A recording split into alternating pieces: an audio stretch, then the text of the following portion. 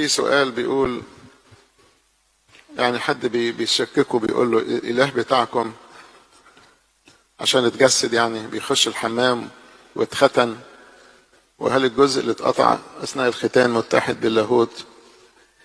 فقلنا لا، نقول افتداها الله بدمه حيث أن الدم المسفوك انفصل عن الجسد.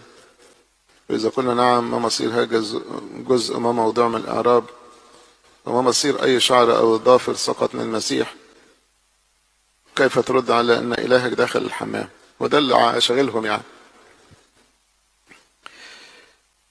أنا هسألك سؤال، هل أنت لما بتقص ضوافرك جزء من روحك بتروح مع الضفر؟ هل واحد لما بيقص شعره عند الحلاق أو واحدة بتقص شعرها عند الكوافير جزء من الروح ضاع؟ هل تعلمون ان احنا لما بنستحمى في طبقة من الجلد بتطلع ويتجدد تاني؟ هل الروح بتطلع معاهم او جزء من الروح؟ هل روح الانسان لما كان بيبي صغير وزن 3 كيلو ونص كانت صغيرة، ولما بقى وزنه 80 كيلو ولا 70 كيلو الروح كبرت؟ طيب إذا كان الروح متحدة بالجسد في الوضع الطبيعي لكل إنسان، ومع ذلك بيقص ضوافره بيقص شعره، في خلايا بتقع منه، في خلايا بتموت، خلايا بتحيا كل يوم، ده في عملية في الجسم اسمها ميتابوليزم.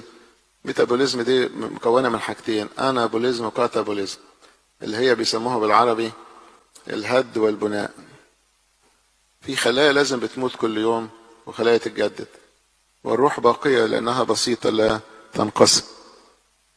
فأنت مستكتر إن الإله يقدر ياخد جسد زي بتاعنا ويتحد بيه اتحادا كاملا، ويظل الإله لا ينقص ولا يزيد زي ما الروح الإنسانية لا تنقص ولا تزيد. ده لو بعد عنكم إنسان قطع له صباع ولا طرف من أطرافه لأي سبب مرضي، مش معناها جزء من الروح ماشي، الروح لا تنقسم. فدي التفكير بتاع إنسان مش فاهم يعني ايه طبيعة الروح ولا طبيعة اللاهوت، او عايز يتريق وبس.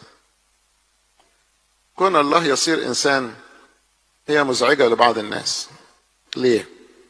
لانه لا ينظر للانسان غير انه بيدخل الحمام وانه بيعمل جنس وانه بياكل وانه في ختان. هو في نظره هو دي المواضيع اللي شاغله باله.